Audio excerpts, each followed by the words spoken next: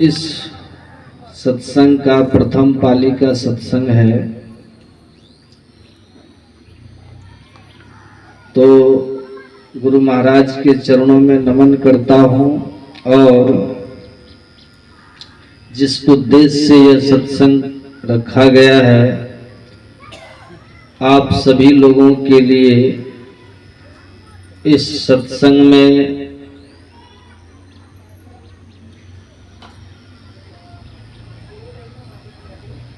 आध्यात्मिक उन्नति की मंगल प्रार्थना करता हूँ।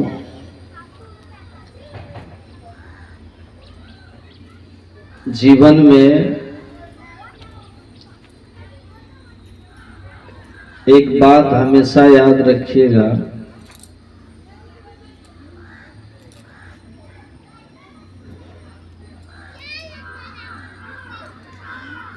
हम लोग सब आदर सम्मान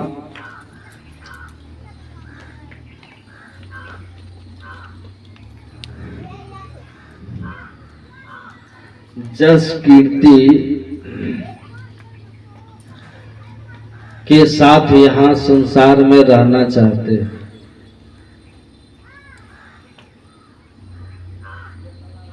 सुख से रहना चाहते हैं, खुश रहना चाहते हैं सब, लेकिन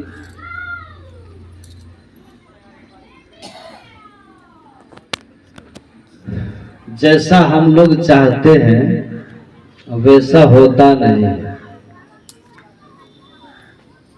होता इसीलिए नहीं है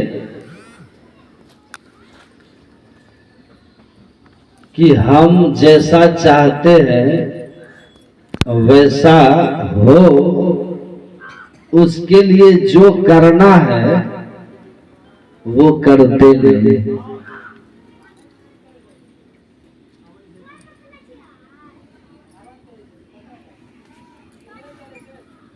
करना क्या है?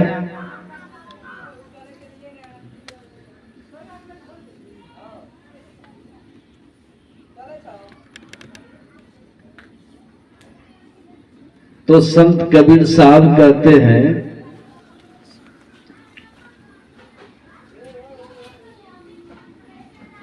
कि सबसे दुनिया में यश कीर्ति का जगह क्या है? सत्संग से क्या लाभ है? आप लोग सुने होंगे, जानते भी होंगे। पंजवारा गोड्डा के पास एक स्टेशन है। गुरु महाराज उस स्टेशन पर ट्रेन का इंतजार कर रहे थे। तो गुरु महाराज को उस समय उतना लोग नहीं जानते थे। लोगों ने देखा तो पूछा कि आप क्या करते हैं? तो गुरु महाराज ने कहा सत्संग प्रचार।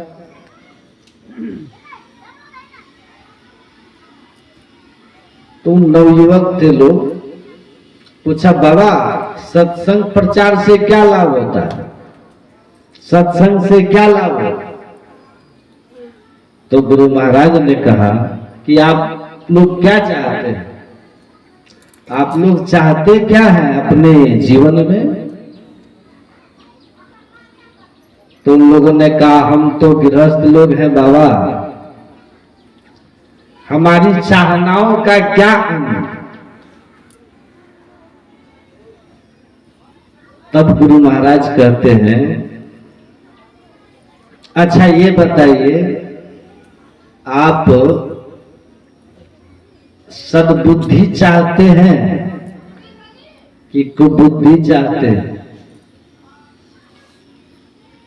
सद्बुद्धि की कुबुद्धि? आप लोग भी बताइए क्या चाहते हैं? उन लोगों ने भी कहा कि सद्बुद्धि चाहते हैं।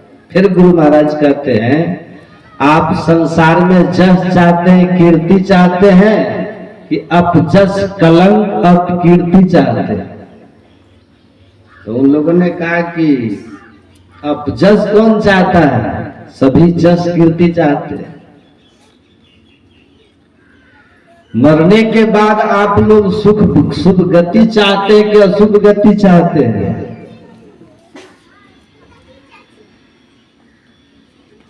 कहा कि कौन चाहेगा कि मर के नरक चले जाए, नीच जोनी में चले जाए? हम तो शुभ गति चाहते हैं। और संसार में धन ऐश्वर्य चाहते हैं या गरीबी चाहते हैं? तो उन लोगों ने कहा कि महाराज सबसे ज्यादा तो यही चाहते हैं, धन।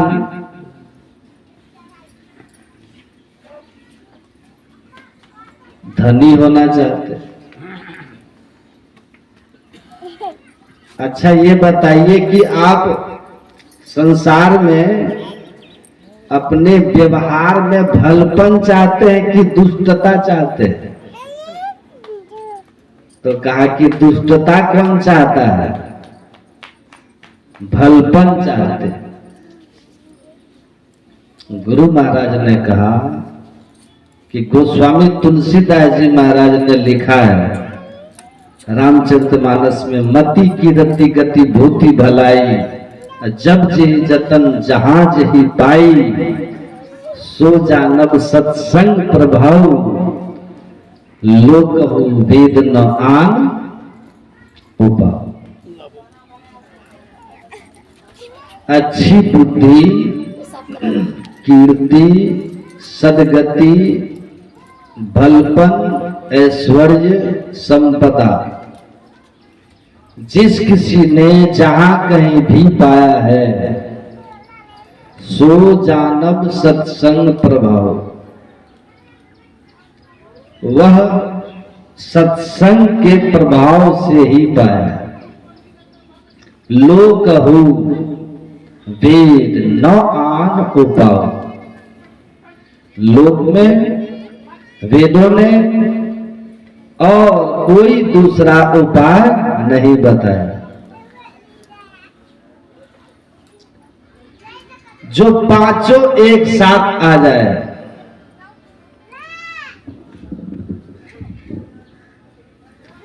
एक साथ पांचों, बिना सत्संग के, साधु संग के नहीं होगा।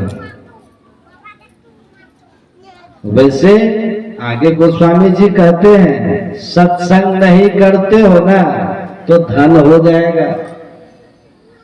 सुत तारा और लक्ष्मी पापी को भी, पाप से भी धन होगा,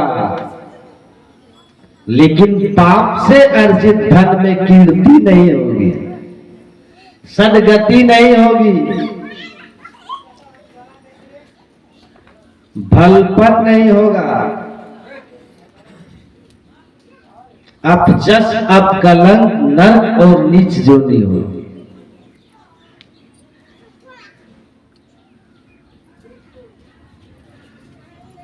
गुरु महाराज ने कहा समझे? कहा जी समझ लिया। ये नए युग के उल्टी खोपड़ी वाले लोग, अच्छा रविदास नाम के एक संत हुए थे, नाम सुने हैं? गरीब थे, धन की कामना उनको नहीं थी, बड़े संतोषी थे, जूता बनाते थे और उसी को बेच करके अपना जीवन यापन करते थे। नाम सुने हैं उनका? तो गुरु रविदास को कौन नहीं जानता है? सब जानते हैं। संत कबीर का नाम सुने हैं? जुलाहा घर में पले बड़े थे, कपड़ा बुनते थे, बेचते थे। उनको आप जानते हैं? कबीर तो और विश्व प्रसिद्ध है, उनको कौन नहीं जानता? नहीं? अच्छा, एक सूरदास भी थे, काशी में रहते थे, वो जनमान थे, गौ घाट पे रहते थे, अब वो ब्राह्मण कुल में थे, सूरदास। उनको जानते हैं? बोलिए, जानते हैं? सूरदास को जानते हैं। काशी में तुलसीदास भी रहते थे, आप लोग जानते हैं। रामानंद भी रहते थे। ये सबको जानते हैं ना? जानते हैं। अच्छा, जब ये लोग थे तो उनके समय बहुत पढ़े लिखे विद्वान काशी में तब भी होंगे, होंगे तब भी इस देश में बहुत धनवान लोग होंगे, होंगे कि नहीं? तो आप लोग इन संतों के समकालीन 10 धनवान और 10 विद्वान का नाम बता दें। है यार? इन्हीं को है यार? क्यों? इतिहास में धनवान और विद्वान को कोई पूछता है? पूछता है? पूछता है, नाम भी है, लेकिन किनका? किसी का नाम याद नहीं होगा उनके समय में। धनवान का तो और नाम नहीं होगा।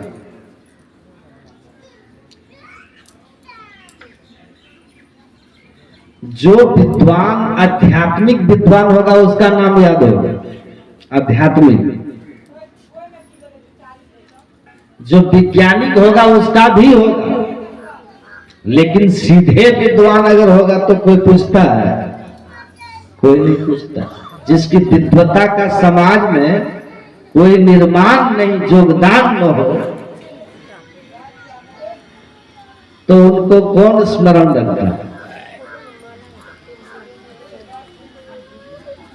याद नहीं। बड़े पढ़े पढ़े विद्वान थे उस समय, लेकिन याद नहीं। नाम भी नहीं, धनवानों का नाम भी नहीं। कोलाहल मत कीजिए, हल्ला मत कीजिए। अच्छा, इन लोग का नाम आप कैसे जानते हैं? पता है आपको? इनका नाम क्यों इतिहास में है?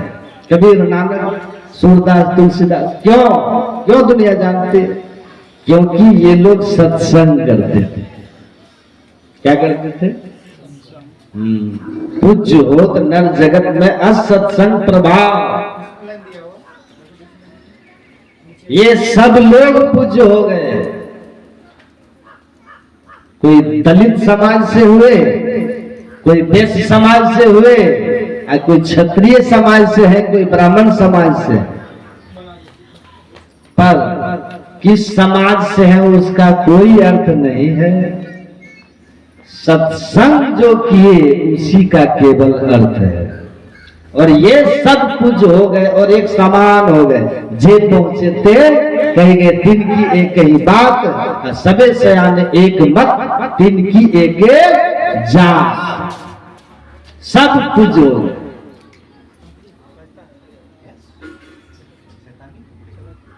तो ये जो सत्संग है, ठीक ठीक करेंगे, जैसा करना चाहिए, तो आपका संसार में जस, कीर्ति, ऐश्वर्य, सदगति सब, सद्बुद्धि। सत्संग से क्या होता है? सद्बुद्धि होती है, दुर्बुद्धि दूर होती है। और सद्बुद्धि आ गई ना, तो जहां सुमति तहां संपत्ति नाना, और जहां कुमति तहां विपत्ति निदाना। विभीषण रावण से कहते हैं, जहां सुमति है सुंदर मति, सद्बुद्धि विवेक, वहां अपने आप बहुत तरह की संपत्ति आ जाए। और जहां कुमति तहां विपत्ति निदाना। और जहां कुमति है और विवेक है, वहां अनेक तरह के विपत्ति और दुख है। महाभारत में भीष्म पितामह कहते हैं, अविवेकः परम आपदः अविवेकी होना, दुर्बुद्धि युक्त होना काफी है कि जीवन में अनेक तरह के विपत्ति लाने का। छोड़ो ये सब कुछ नहीं, बैठो सत्संग सुनो। दुर्बुद्धि से भर जाए, असुमति हो जाए, सब बुद्धि हो जाए, सुख संपदा से भर जाए। असुमति कहीं बाजार में मिलता,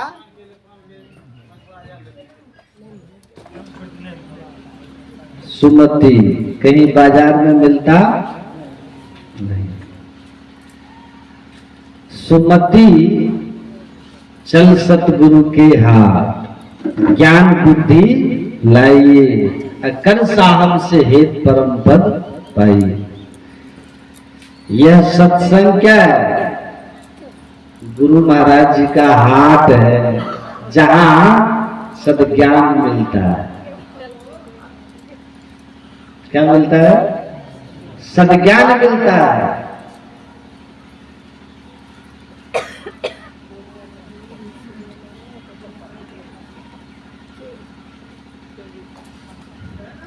तो सत्संग कीजिए,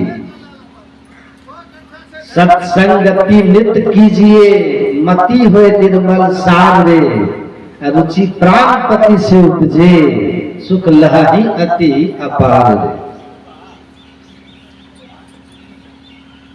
संत सुंदरदास जी महाराज की वाणी है कि नित्य प्रति सत्संग कीजिए, है ना। मति हुए निर्मल सार रे, अरुचि प्राणपति में उपजे, बुद्धि पवित्र हो जाएगी। और जब बुद्धि पवित्र हो जाएगी, विवेकवती हो जाएगी, तो जीवन का सार कार्य का निर्णय कर। गुरु महाराज जी सुने ना, नित्य प्रति सत्संग कर ले प्यारा, नित्य प्रति सत्संग कीजिए। इसका फल क्या होगा कि आपकी बुद्धि में विवेक जागृत हो जाएगी, जिससे जीवन के सार का निर्णय कर पाओगे कि ये मानव जीवन का उद्देश्य क्या है। देखते हैं लोग कमाते हैं, खाते हैं, जमा भी करते हैं, मकान बनाते हैं, उसके बाद फिर इस दुनिया से चले जाते हैं। फिर संपत्ति का मालिक संतान हो जाता है, बेटा बेटी हो जाते हैं, फिर वो भी ऐसे ही चलते हैं। नाम लेने वाला कोई नहीं रहता है, कोई नहीं रहता। लेकिन आप अगर अपने जीवन के लिए, अपने आत्मा के लिए सत्संग ध्यान किए हैं, अब परोपकार का जीवन अगर आप जिए हैं, दूसरों का हित अगर आप किए हैं, तो वो याद रह जाएगा, वो याद रह जाएगा। संसार में जो दिए ना वो याद रखेंगे लोग। संसार में आज जो दबाए रखे या बच्चों को ट्रांसफर किए, उससे दुनिया को कोई लेना देना आपसे नहीं। तो बाल बच्चों के लिए भी कीजिए, मैं नहीं कहता नहीं कीजिए, लेकिन अपने कल्याण के लिए तो सत्कर्म कीजिए और सत्संग ध्यान कीजिए। सत्कर्म करना मतलब अपने अर्जित आय से, ईमानदारी से कमाई गई संपत्ति के कुछ हिस्से क्या करिए, धर्म के काम में लगाना चाहिए।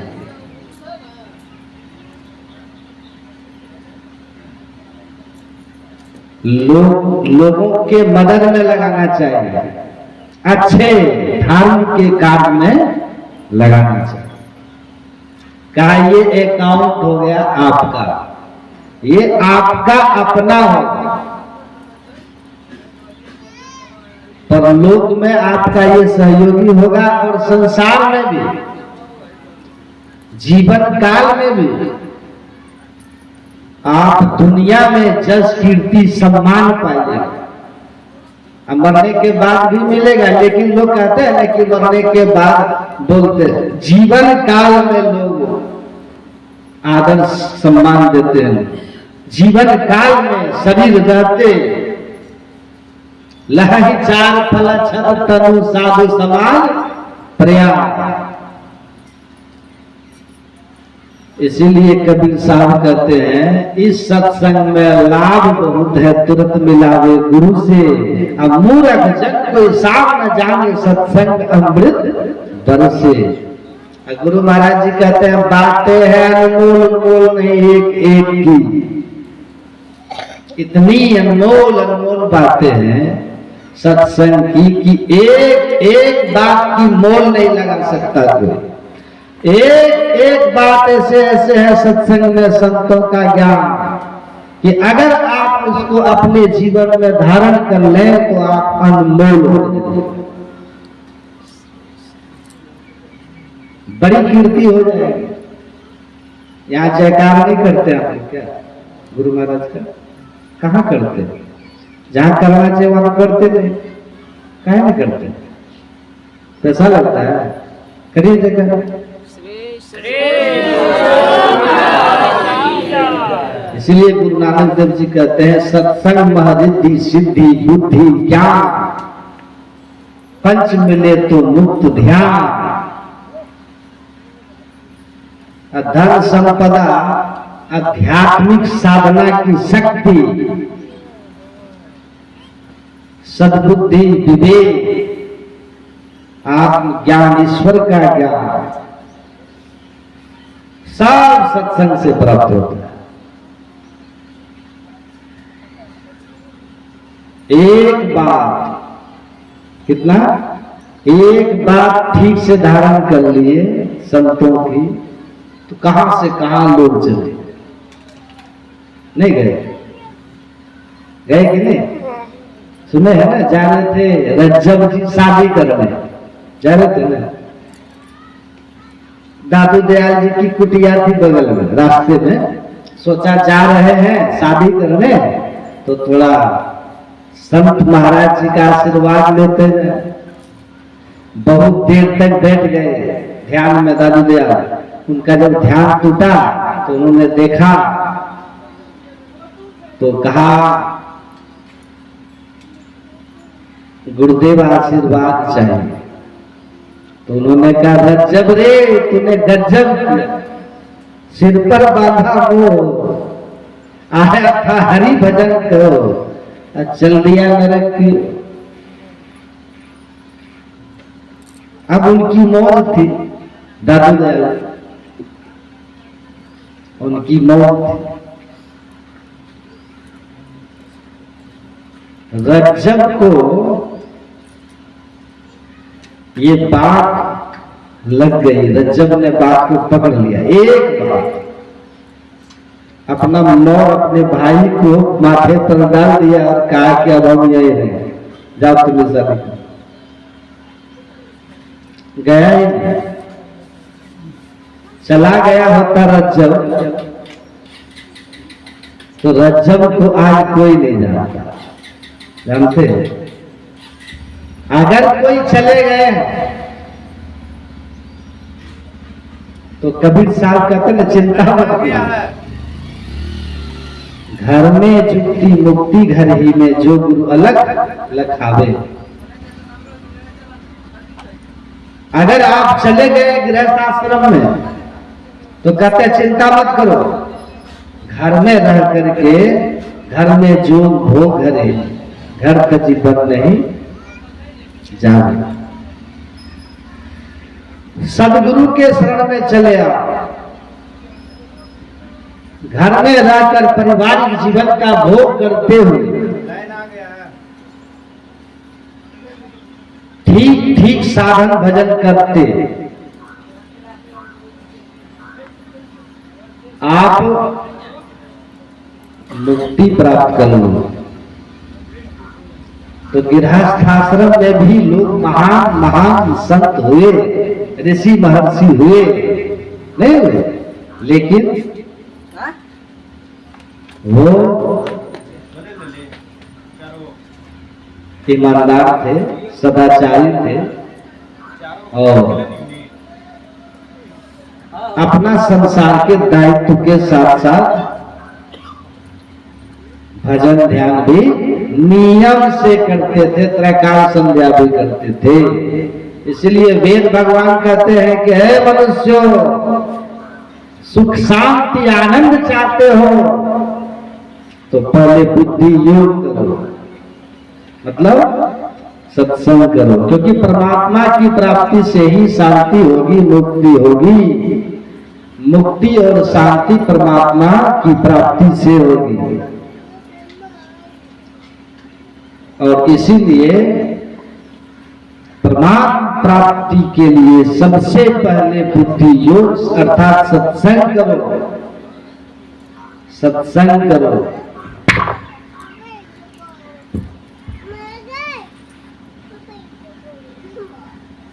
यह सत्संग में अमृत बरसता है। कबीर साहब कहते हैं, सूरदास जी महाराज तो लिखे हैं, जागिन संत पाहुने आवत, तीरथ कोटि नान करे फल, दर्शन इतने पावत। जिस दिन मेहमान बनकर के संत आते हैं, उनके दर्शन से करोड़ों तीर्थ स्नान करने का फल मिलता है। संगति रहे साधु की अंदिन, भव दुख दूरी न सावत, सूरदास या जन्म मरण ते तुरंत परम गति पावत। संत महात्मा की संगति का फल करोड़ों तीर्थ स्नान करने का फल देता है। आधो में आधो घड़ी, आधो में पुनिया, तुलसी संगत साधु की कटे कोटि अपराध। अपराध करता है। गुरु नानक देव जी महाराज का सत्संग हो रहा था, सत्संग कर रहे थे। एक सेठ आए और बोला, महाराज साधु दर्शन का क्या लाभ है? साधु दर्शन का क्या लाभ? संत दर्शन का क्या लाभ? गुरु नानक देव जी महाराज ने कहा कि कल आना। वो चले गए। सेठ जी राजा थे, घर गए राजा, सोए रात में, स्वप्न देखने लग गए कि मैं जंगल में शिकार खेलने गया हूं, शिकार के पीछे भागते भागते मैं भूल गया रास्ता, भूख प्यास से व्याकुल हो गया। तभी एक जंगली युवती जामुन का रस निकाल कर बेचने के लिए जा रही है। कहते हैं कि बहुत प्यास लगी है, प्राण निकल जाएगा, हमको थोड़ा उसमें से पिला दो। राजा ने कहा, वो बोलती है नहीं पिलाएगा। कहा क्यों? बोली हम एक ही शर्त पर पिलाएंगे कि आप हमसे विवाह करके और यहीं रहिए। राजा ने कहा कि अरे मैं राजा हूं, यहाँ कैसे रहूंगा? तो कहा मरो। शक्ति इतनी है राजा के पास कि वो जा सके। तो कहा ठीक है, वचन देता हूं। आजकल के लोग जैसा वचन नहीं कि सुबह वचन दिया, आधे घंटे के बाद वचन स्वाहा, उड़ गए। वचन दिया,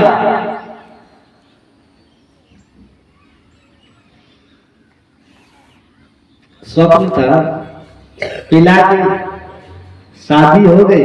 राजा की शादी हो गई, बच्चे भी हो गए। एक दिन गया बच्चों के लिए भोजन लाने के लिए, तो विलंब हो गया पर कुछ मिला नहीं, खाली लौटा। शाम का समय था, बच्चा सब बोला हम भूख से तड़प रहे हैं, और आप खाली हाथ आ रहे हैं। नहीं कुछ मिला तो आप ही को काट के खा जाए। अब काटने वाला हथियार लेकर के बेटा उसका दौड़ा, उसका बड़ा बेटा 15-16 साल का था। भागा वहां से राजा, भागने में पलंग से गिर गया, पलंग से गिर गया। गिर गया तो राजा की नींद खुल गई।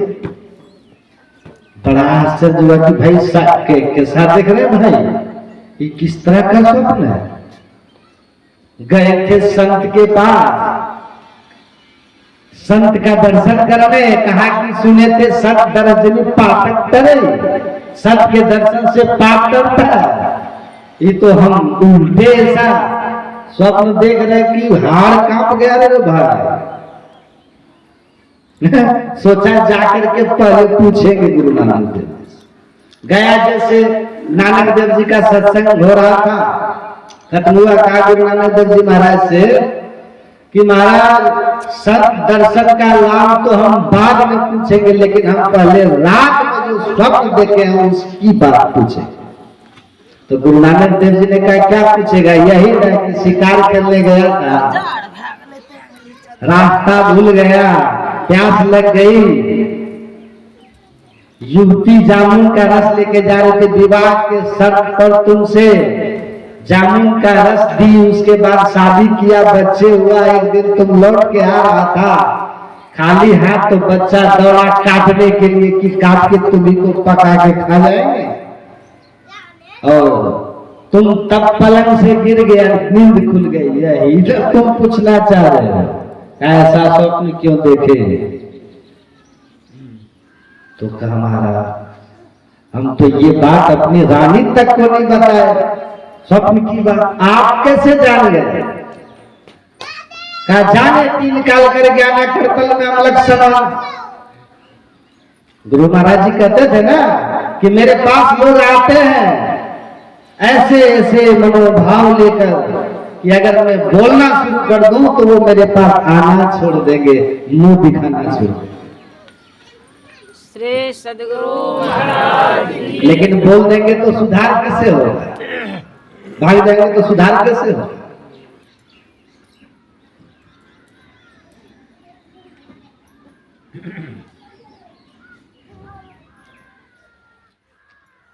गुरु नानक देव जी महाराज ने का पूछा था ना राजा कि संत के दर्शन से क्या लाभ होता है, सत्संग से क्या लाभ होता है।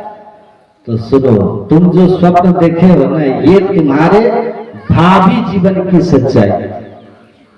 तुम्हारा ऐसा पाप बना था कि आगे के जन्म में तुम ऐसे ही चंडाल बनते। तुम्हारा जन्म होता जंगली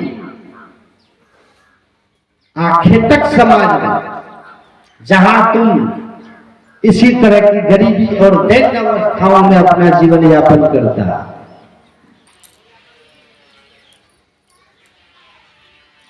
लेकिन तुम जो आए, सत्संग सुना, श्रद्धा भक्ति से अहंकार को छोड़कर,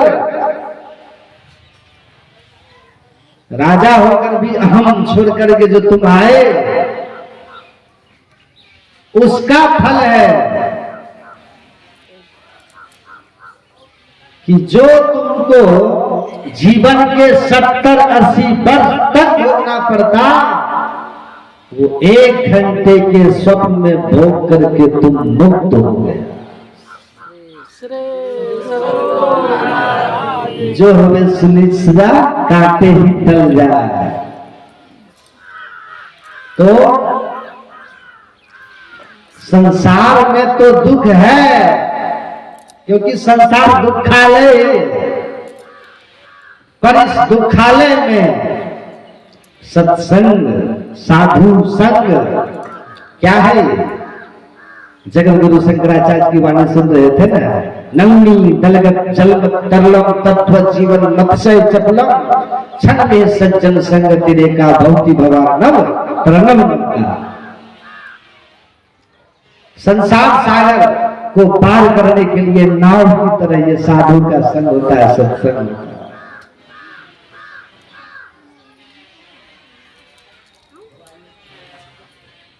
क्षण में ही, क्षण मात्र भी ठीक ठीक सत्संग किया, सुना समझा, उनमें से कुछ चीजें जीवन में उतार लिया आपने, जीवन आपका एकदम बदल गया। दुख से मुक्ति, विवेक हो जाने से क्या होता है? दुख आता है, आपको दुखी नहीं कर पाता। समझ रहे? अरे छोड़ो, उसकी समझ ही ऐसी है। अभी कोई बोलेगा ना तो बहुत बुरा लगेगा कि हमारी निंदा कर रहा है, लेकिन जब आदमी को विवेक हो जाता है ना तो समझ में आ जाता है कि ये इसी नेचर का है, ये स्वभाव उसके संस्कारवत है। उसी संस्कार को बदलने के लिए तो सत्संग है। मज्जन फल देखिए तत्काला, काक होई पिपको मराला। कौआ को कोयल, अब बगुला को हंस बनाने के लिए तो सत्संग है। तो इस सत्संग में लाभ बहुत है। कौआ कोयल और बगुला हंस हो जाता है। एक कटिहार जिले के थे, हैं अभी, अमीर जमींदार आदमी, उनका एक लड़का दारू पीकर एकदम पड़ा रहता था।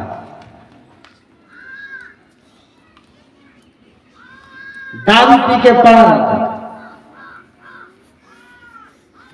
सबको परेशान करके रखा था घर में। लेकिन सौभाग्य, एक दिन दारू पी करके पड़ा हुआ था, कोई महात्मा जा रहे थे, हम भी जा रहे थे, हमको बुलाया और हमारे साथ में उन्होंने दुर्व्यवहार कर दिया, धमकाम कर दिया, हमको गाली गलौज भी कर दिया मेरे साथ। हम बोले हम प्रार्थना करते हैं गुरु महाराज जी से आपके लिए कि आपका विवेक बुद्धि ठीक हो। वही गांव में हम सत्संग किए, फिर चले आए। गांव में सत्संग होता रहा और लोग सुनते थे, वो भी कुर्सी में बैठ के सुनता था घर के द्वार पर। तो हमारे साथ जो उन्होंने व्यवहार किया, उसके बाद हमने जो कहा ना कि मैं प्रार्थना करूंगा गुरु महाराज से, ईश्वर से कि आपकी बुद्धि ठीक हो जाए, ये बात उसको असर करेगा। कह रहे हम इसको, महात्मा जी को गालियां दे रहे, ढोंगी पाखंडी कर रहे हैं, और ये हमारे लिए प्रार्थना कर रहा है।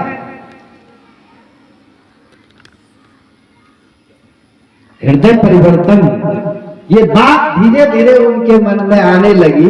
उसको लगने लगा कि साधु महात्मा लोग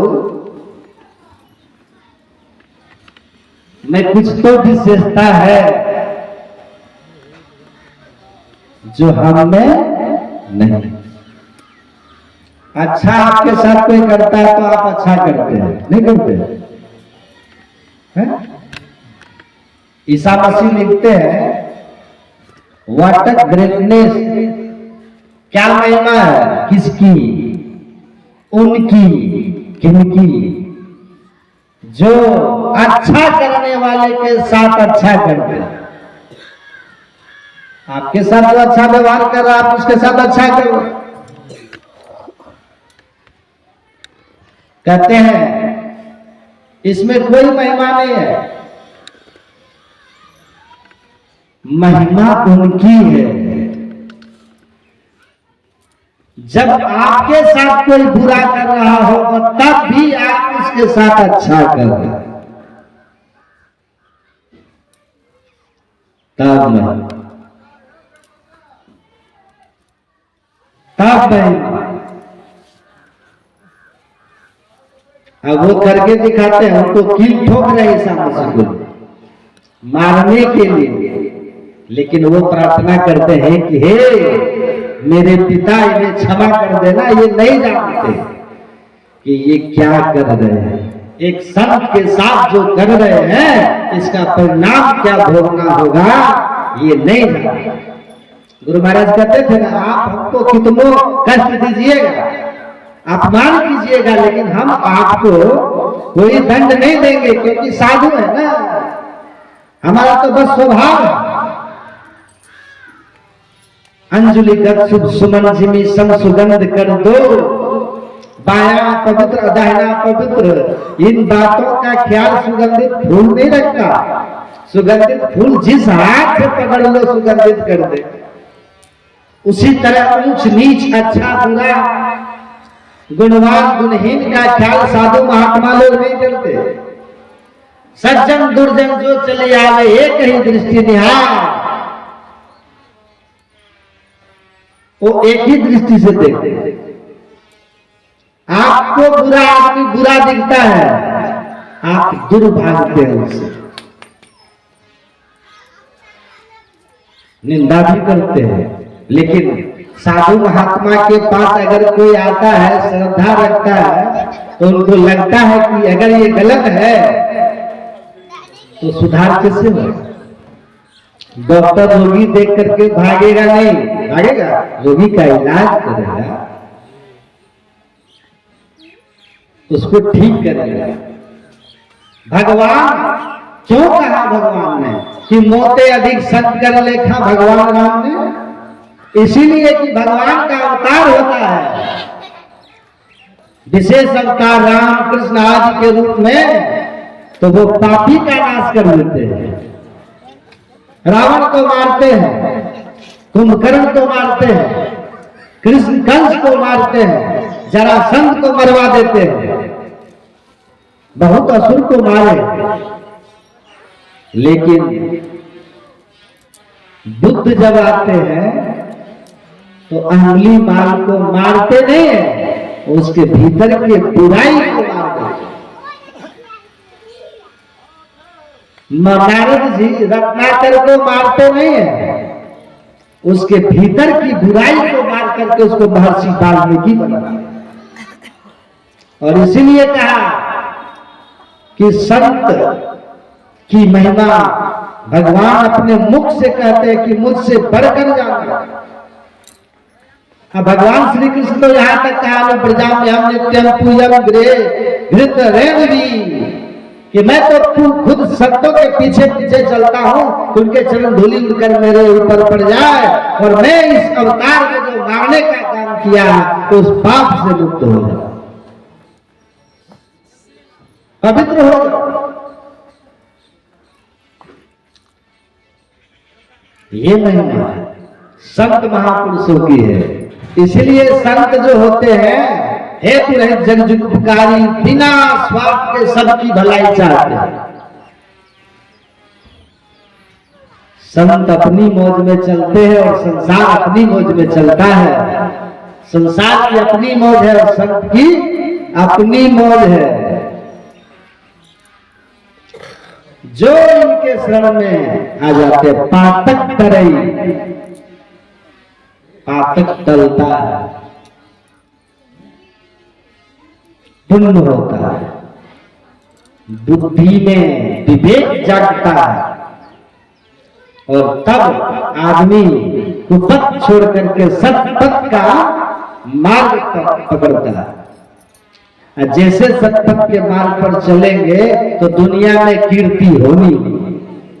अच्छा काम करोगे तो कीर्ति होगी ना, है?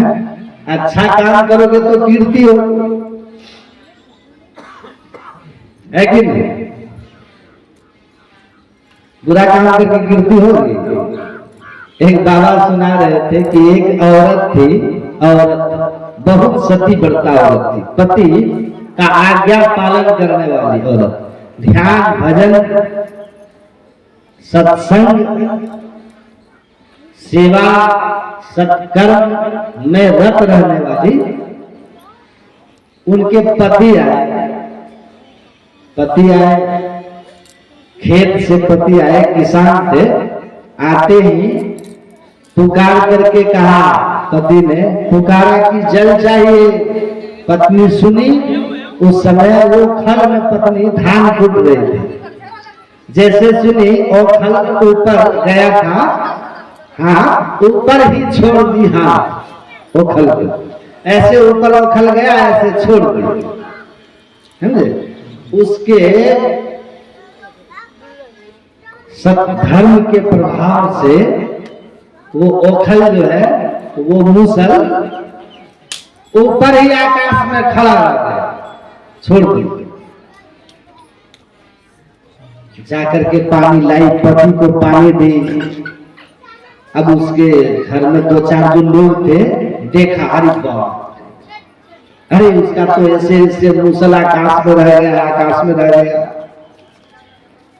पूरे गांव में चर्चा हो गई, पूरी तारीफ, बगल बगल के गांव के लोग सब सुने। उसके दर्शन करने आने लगे कि चल के उस साध्वी का देखना चाहिए। अब चल के देखना चाहिए तो कुछ विरोधी भी तो हो जाते हैं ना। हाथी बाजार से जा रहा, पीछे से कुत्ता भौंकता। हाथी ने कहा कि भाई तुम्हारा तो हम कुछ बिगाड़े नहीं है, हम तो चुपचाप अपना मार्ग पकड़ के जा रहे हैं, तुम हमारे पीछे पीछे क्यों पूरे कुत्ते पड़े हो? क्या बिगाड़े आप? हम तो अपना काम कर रहे हैं। कुत्ता ने कहा हमको तुमसे कोई दिक्कत नहीं है। कहा तो दिक्कत क्या है भाई? कहा दिक्कत है उन लोगों से जो तुमको हाथी गणेश भगवान का रूप मानकर हाथ जोड़कर जो खड़े, तुमको जो सम्मान दे रहे हैं लोग, हमको उनसे परेशान और हम इसीलिए भौंक रहे हैं। बोलो लोग तुमको इज्जत देना छोड़ दे, हम भौंकना छोड़ दे। हाथी ने कहा भाई गणेश भगवान का जब जीवन समाप्त हो गया था तो हमने अपनी गर्दन दी थी, है ना, इसलिए लोग हमारी इज्जत करते हैं। ये तो कर्म की इज्जत है ना, सत्कर्म की इज्जत है, त्याग का इज्जत है। तो आप जो है हमको क्यों दुख दे रहे हैं, क्यों इस तरह भौंक रहे हो? तो ऐसे ही है, जब संसार में किसी की बड़ाई होगी ना तो दूसरा दुश्मन अपने खड़ा हो। तब एक महिला जो थी वो सुनी, अरे उसको कीर्ति हो गई। अब उसको चल रहा था, कंपटीशन चल रहा था महिला से, दोनों महिला। तो क्या करें, तो अपना भी वो बड़ाई चाहने के लिए अपने पति को वो कहते सुनिए जाइए खेत और उधर से आइएगा, हम ओखली लेकर के धान कूटेंगे, आप पानी मांगिएगा, हम मूसल इसी तरह छोड़ करके आकाश में टांग देंगे, हमारा भी नाम हो जाए। कहा कि ठीक है। उसका पति आया दरवाजे पर, कोई आदमी मिल गया तो उससे गपशप करने लग गया पति। तो ये पत्नी बोलती है क्या कर रहे हैं जी? अरे मांगिए ना पानी जी, पानी मांगिए। बोल रहे तो सुनाई नहीं दे रहा है, पानी मांगिए। तो उसका हस्बैंड बोला कि कहाँ था, पानी लाओ। जैसे बोला पानी लाओ तो वो तो ऐसे मूसल उठाई, हाथ छोड़ करके देखी कि मूसल हवा में रुकता है कि नहीं। अब मूसल हवा में कहीं रुक गया, गिरा, नाके कट गया जी। वो तो उसके सत्कर्म के प्रभाव से था ना, कीर्ति तो सत्कर्म से हुई थी। रुका सत्कर्म से, सत्कर्म सबके मूल में था, धर्माचरण सबके मूल में था। तो आप धर्म को पकड़ के रहिएगा। सत्संग ध्यान से बढ़कर क्या धर्म है? गुरु महाराज कहते थे सदाचार और ईश्वर भक्ति, ये धर्म के दो पहलू है एक सिक्के के पहलू की तरह। जिनमें सदाचार और ईश्वर की भक्ति होगी उसका जस कीर्ति होगी, संसार में सुख होगा, असली बुद्धि तो यही है, इसलिए कहा तजो मन हरि विमुखन को संग, जिनके संग कुमति उपजत है पड़त भजन में भंग।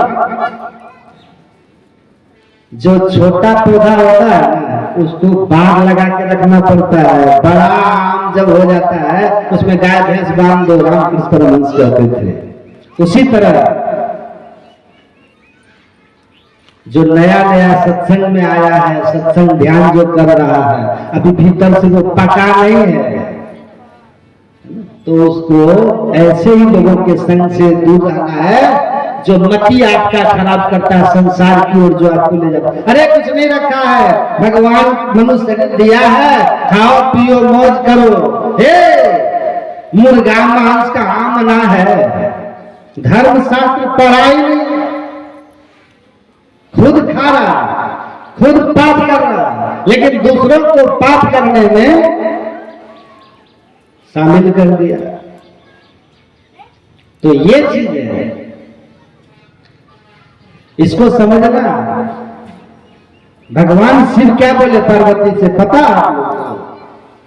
भगवान शिव ने पार्वती से कहा महाभारत में, आत्मार्थे पर प्राणान हिंस्वा स्वादु फलेप्सया गृद व्याघ्र श्रृंगालेश्च राक्षसेश्च समस्तु सब।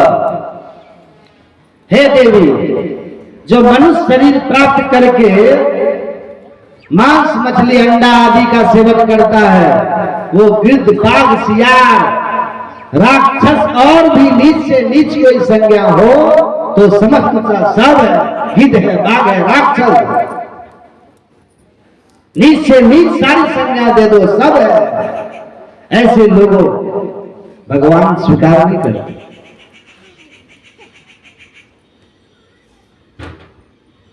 लेकिन फिर भी न शास्त्र को पता है न कुछ पता है, बस भेड़िया धसा।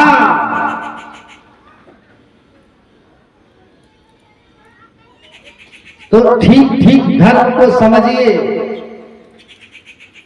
सत्संग में आकर के धर्म का ज्ञान होता है। सदग्रंथ संत क्या कहते हैं? जही माल श्रुति साध लखा बतई मत चलत सबे सुख पावे। जो रास्ता संत महात्मा और वेद उपनिषद बताते हैं, ग्रंथ बताते हैं, उसी राह पर चल के सुख शांति और आनंद आता है।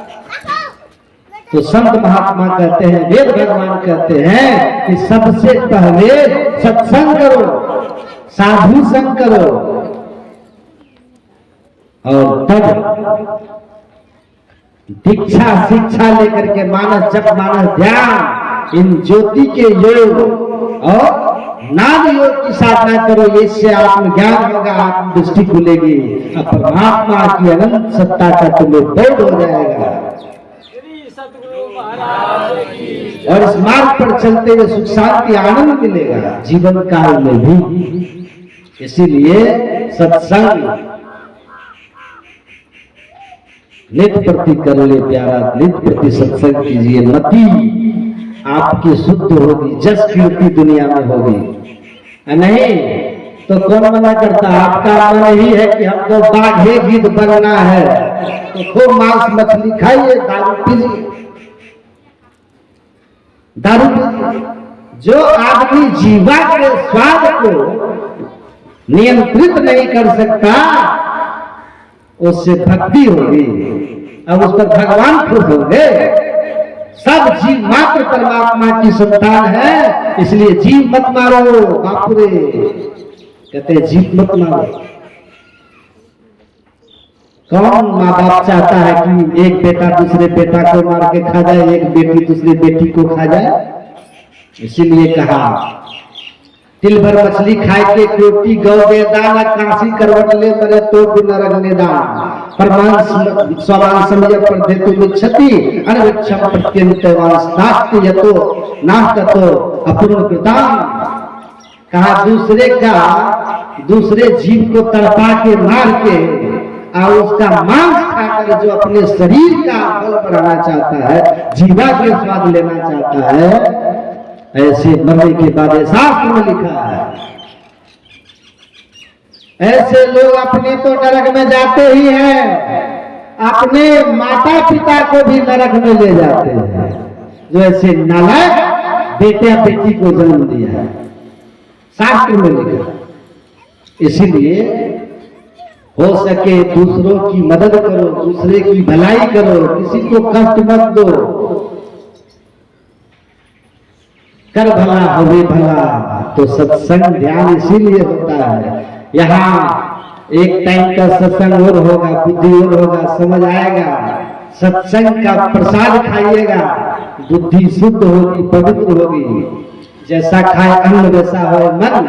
यहाँ का प्रसाद जो है ये बुद्धि पवित्र करेगी। ये सबसे बड़ा प्रसाद तो ज्ञान है संतों का। कहते हैं बिंदु और नाग की साधना करके जो अपने अंदर में बिंदु नाग को प्रकट कर लेता है, उसका वो इतना दिव्य हो जाता है कि उसकी वंदना तो महादेव गाने लगते हैं, उसकी महिमा महादेव गाते हैं, उसका दर्शन करते हैं, उनकी सेवा करके मां पार्वती अपना सौभाग्य संभालते हैं। देवियां देवी देवता उनके सेवा में आ जाते हैं और अपना सौभाग्य समझते हैं। तुलसीदास जी महाराज कहते हैं विश्व का हित व्यग्रचित सर्वदा चक्र मदमन्यो कृत पुण्य राशि यत तिष्ठन्ति तत्रैव सर्वरि सिद्ध गच्छन्ति चिरादिवासी। कहते हैं जो संतत्व प्राप्त कर लिया, परमात्मा अवस्था को जो प्राप्त कर लिया, परमात्मा अहम ब्रह्मास्मि की अनुभूति जो कर ली है, ऐसे दिव्य महापुरुष का दर्शन करने के लिए ब्रह्मा विष्णु महेश अपने अपने अर्धांगिनियों के साथ आते हैं और उनका दर्शन करके अपना सौभाग्य संभालते। श्रेय सद्गुरु। आप सोचिए कि संत हम लोगों को कैसा दिव्य ज्ञान दिया परमात्मा गुरु महाराज, लेकिन गुरु महाराज को अफसोस के साथ कहना पड़ा कि लोग विश्वास नहीं करते हैं, भटक जाते हैं। बैठ करके अपने घर में जो आप लोगों ने सीखा है, जो दीक्षा आप लोग को मिली है, जो आप करते हैं, ये ध्यान सत्संग का कभी समापन नहीं होता। न सत्संग का अंत होता है न ध्यान का। अपने अपने घर में नित्य कीजिए और नियम से कीजिए। समय को बांध बांध करके कीजिए, जितना अधिक से अधिक हो सके उतना कीजिए, क्योंकि साधना में बैठेंगे तभी न कुछ होगा। तो बैठने का अभ्यास कीजिएगा, उस ज्ञान को पकड़ के रखिएगा। तुलसी साहब ने कहा तुलसी कहे सुने तक यह राज बातिल है जुदा, दुर्लभ ज्ञान है भक्तों, भक्ति नफा कर कीजिए, दिन दिन काया छीजे। तो भक्ति नफा वाली कीजिएगा। मकर तजे तो मक्का तन में कपट तजे तो काशी, और तीर्थ सब ही जग नहाया छूटी न जल की फांसी। सारा तीर्थ नहा लीजिएगा, जल की फांसी से नहीं छूटेगा। बाल तले त्रिवेणी साजे बिल्ला कोई जग नहाए, असुगरा हो सो नितुट पर से निगुरा जान न पाए। संत चरणदास जी की वाणी है, आप आंखें भाल मस्तिष्क के नीचे दोनों आंखों के बीच में थी, त्रिवेणी संगम है, असली तीर्थराज प्रयाग है। तीर्थराज से उच्चते तत्र स्नान प्रकुर्विता सर्व पापे प्रवच्यते। ये दोनों आंखों के ठीक मध्य में 10वां द्वार है, शिवनेत्र सुषुम्ना है। कहते हैं ये ऐसा सुषुम्ने व परम तीर्थम, सबसे श्रेष्ठ तीर्थ है। इस तीर्थ में, इस तीर्थ के को बिरला गुरु ज्ञानी जानता है, और जो ऐसा प्रभागी है जन्मों का, जिसको पूरे सच्चे संत सदगुरु महर्षि नहीं परम जैसे उनकी परंपराओं से मिला, वही त्रिवेणी संगम में स्नान करना नित्य नियमित का अभ्यास करते हैं, और स्नान करके एक क्षण के लिए भी अपने को टिका पाते हैं। तो मुहूर्तमपि योगच्छेन्ना सागरे मनसा सर्वम तरति पापा नाम तस्जन्म शताधिकम। कहते सैकड़ों जन्म के पाप को एक मुहूर्त अपने आप को उस 10वें द्वार में नासाग्र में स्थित करने वाला, उस त्रिवेणी के दिख की दर्शन करने वाला अपने आप को मुक्त कर लेता है। ऐसा दिव्य दुर्लभ ज्ञान कि घर बैठे परम कल्याण परमात्मा की अवस्था तक की यात्रा हम लोगों को सहजता से प्राप्त हुआ है। इसका हम लोग को सम्मान करना चाहिए। और ज्यादा कोई दिमाग नहीं लगाइए, गुरु महाराज के बताए हुए ज्ञान के अनुसार चलना। ज्यादा इधर सुनिएगा ना भटक नहीं, भटक गए लोग। और ये बात बिल्कुल सच्ची है, दो तरह की बातें जीवन में नहीं होनी चाहिए। अब प्रत्यक्ष प्रमाण दे लो, किसी का नाम लेने की हमें आवश्यकता नहीं। प्रायः बड़े बड़े वक्ताओं के द्वारा बड़ा लाभ समाज को होगा, ये हम नहीं कहते कि नहीं होगा, होता, लेकिन उनके अपने घर के लोगों के संस्कार नहीं बदले। न बालकों में संस्कार अच्छे पड़े, न बालिकाओं में संस्कार अच्छे पड़े, न उनके साथ में रहने वाले का संस्कार प्रायः ऐसा करने को मिलता। उसका कारण क्या पता? उसका एक ही कारण है कि उन महान भाव के स्वयं के जीवन में परिवर्तन नहीं है। जो स्वयं के जीवन में परिवर्तन नहीं ला पाया, वो अपने निकट के लोगों को परिवर्तन कैसे ला पाएगा? संभव। इसीलिए पूज्य एक संत हुए, वो कहते थे श्रवण करना हो ना तो किसी वैराग्यवान पुरुष से ही श्रवण करना चाहिए, विषय भोगी पुरुष से नहीं सीखना चाहिए, ऐसा वो संत कहते थे। और ऐसा वैराग्यवान प्रेमी अनुरागी महान भाव उपलब्ध अगर न हो तो वो कहते थे मूल ग्रंथ का पारायण करना चाहिए। रामचरितमानस, सार, सटीक सत्संग, योग, गुरु महाराज के ग्रंथ, और अनुभव करो का हमारा सत्संग उनके साथ हो रहा है। हमारा सत्संग महर्षि मेही के साथ हो रहा है, हमारा सत्संग सुखदेव जी से हो रहा है, तुलसीदास से हो रहा है, कबीर साहब से हो रहा है। कोई प्रेमी मिले तो ही सुनो, विराजमान मिले तो ही सुनो, नहीं तो नहीं सुनो। अब बहुत ज्यादातर टीवी के श्रोता तो बहुत भटक जाते हैं। टीवी वाला श्रोता जानते हैं, जो कोई टीवी की कथा सुनते वो बहुत भटक जाता है। इसलिए आप अपने, हम किसी की आक्षेप प्रत्याक्षेप हम नहीं कर रहे हैं, हम ये कह रहे हैं आप स्वयं विचार करो। जिसकी वाणी श्रवण करके आपका मन शरीर संसार से हटे, भगवान की ओर बढ़े, वो कोई महापुरुष हो, उसकी वाणी आप सुनो। और नहीं तो श्री एक संत हुए मलुकदास जी महाराज, उन्होंने कहा, मलुकदास जी एक साखी में कहते हैं, माया मगन महंत के तुम मत बैठो पास। भजन सत्संग में मगन नहीं है ना, केवल व्यापार में मगन है, तो उनका रुपया पैसा मगन है। ऐसे बड़े महंत श्री महंत महामंडलेश्वर जगत गुरु के पास मत बैठो। माया मगन महंत के तुम मत बैठो पास। क्यों?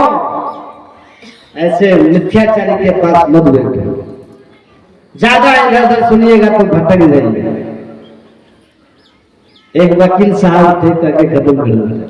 वो गुजर रहे थे कहीं, एक आदमी तेल का काम कारोबार करते थे, कोल्हू का, बाहर बैठे हुए थे। वकील साहब आके कहते हैं कि आप बाहर में बैठे हैं, कोल्हू नहीं चला रहे हैं क्या? कहा कोल्हू चल रहा। कहा कैसे पता आपको? कहा बैल के गले में घंटी बांध दिए। अब बैल जब चल रहा होता है ना तो घंटी हमको आवाज सुनाई देती है, तो हम समझ जाते हैं कि हमारा कोल्हू चल रहा है, तेल फेरा रहा है। जब रुक जाता है तो जाकर फिर हम चला देते हैं। कहा कि अच्छा, ऐसा भी तो हो सकता है कि बैल खड़ा हो जाए, गर्दन हिलाने लगे। ऐसा भी तो हो सकता है कि बैल खड़ा होकर गर्दन हिलाए तो घंटी बजेगी। तो वह व्यक्ति जो बैठे हुए थे उन्होंने कहा कि सुनिए वकील साहब, आप जल्दी निकलिए, खाली कीजिए हमारे दरवाजे। कहा कि क्यों?